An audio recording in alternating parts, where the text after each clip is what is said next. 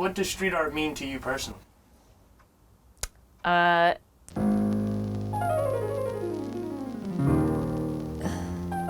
Street art is a visual form of a community expressing itself. So it's the most individual way that people can participate in the visual landscape surrounding them and surrounding the people that they know. Street art is open, it's informal. Everybody sees it that goes by that street, and it's an opportunity to create like interventions into people's lives. You don't get a lot of choices about what the place around you looks like, but street art is one of the avenues that you can actually impact the way your community looks. You don't want to not have an identity, right? And we had an identity that not all of us wanted to, deal with before this street art thing happened. I think what street art is doing for the city is recontextualizing our kind of context in the world. We are a public art city, and people take pride in that. For the people that are interested in moving forward and creating a new identity for Richmond, street art is sort of something to move towards. Artistic expression is something to move towards and away from more complicated issues of the past identities that Richmond has had. And do you think that the Richmond Mural Project kind of helped to create this new identity for Richmond?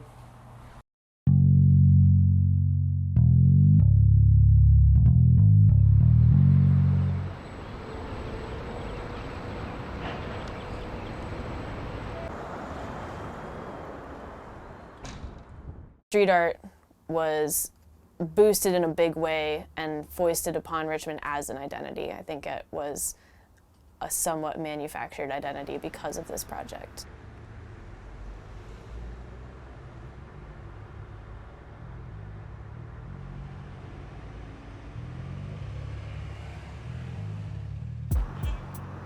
I think the blend between what happened with that Richmond Mural Project with Art Wino and what is happening here locally, they're interdependent and created the economy that we have now. I think that if the Richmond Mural Project didn't do what they did, we'd have a harder time supporting as many street artists as we do.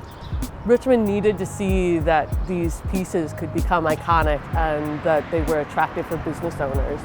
And once we had those international artists come and raise the bar, that made us raise the bar. And they said that, a lot of really good artists were coming to the city. I was excited about that. I got to meet a lot of those people. It was a good and a bad thing, man. It's so weird. I have such mixed feelings about the Richmond Mural Project. Shout out Shane. I met him. He's the owner and stuff. And, he got a lot of flack for doing the Richmond Mural Project here. In fact, I don't even know if he curates art anymore.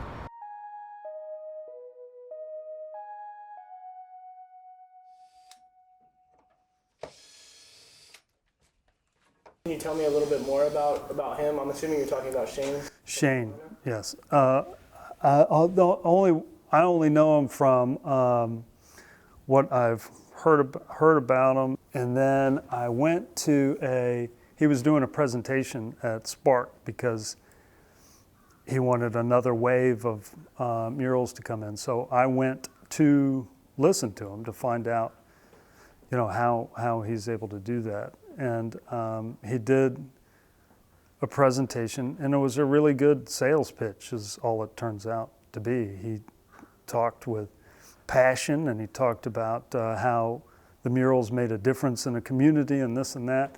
But the whole time I was listening to him, knowing that somehow you're benefiting from this. He's a big collector, and he had money.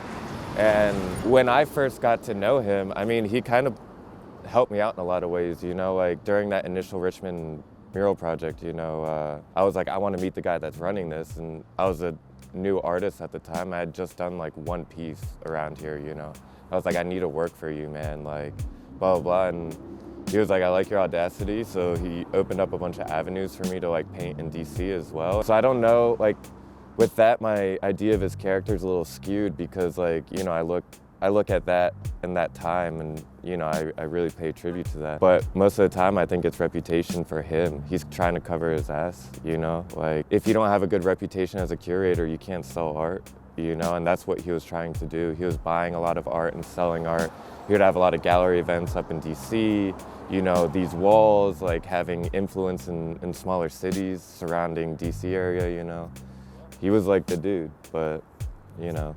As far as I know, this was Shane's way of leveraging his position in order to meet artists that he thought were interesting or inspirational to him, that he was like using this as a platform for him to like fanboy. From my perspective, I think that he goes to towns to put these murals up on the wall to serve as billboards for his artists that he represents.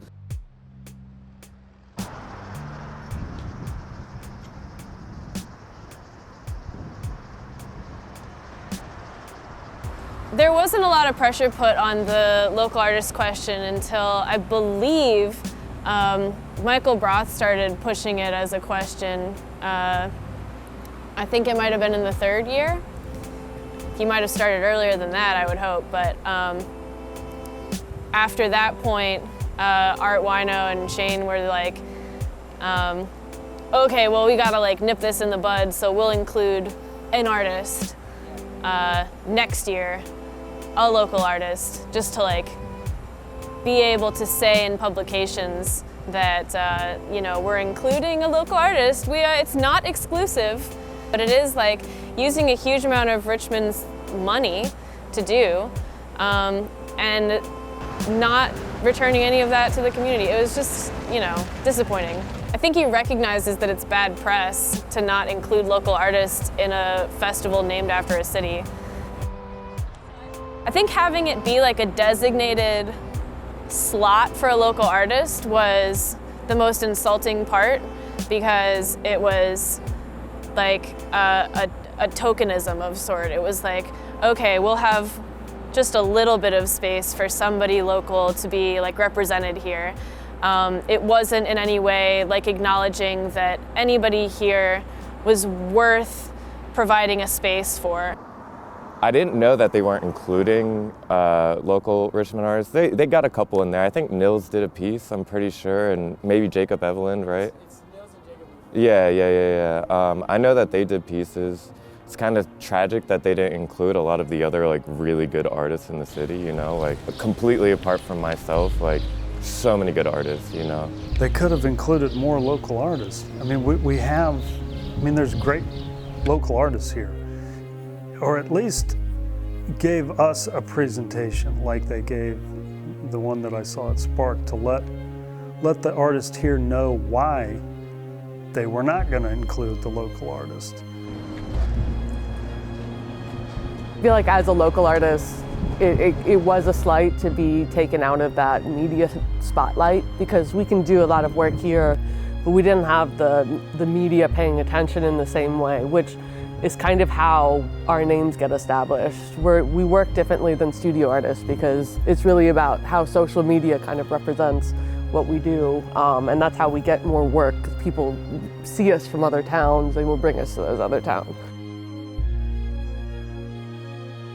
Not only do I think there are plenty of mural artists in Richmond that could have created artwork on par with the international and national artists, I also think that there are a lot of painters and other artists who had never painted a mural before, that this could have been a really incredible moment for them to get the opportunity to paint a mural, to work on a much, much larger scale.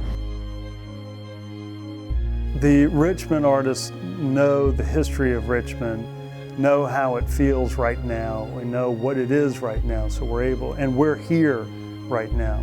So our thoughts about Richmond and the site-specific nature of a mural would be in the same thought quadrant as someone walking around looking at it.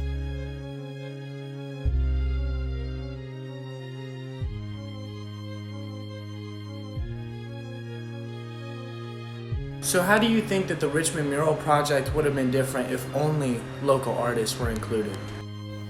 I think that if only local artists were used for the Richmond Mural Project, we'd have a phenomenally deep resource of imagery created by local people that I don't know what that would look like, and nobody knows what that would look like because it simply hasn't happened.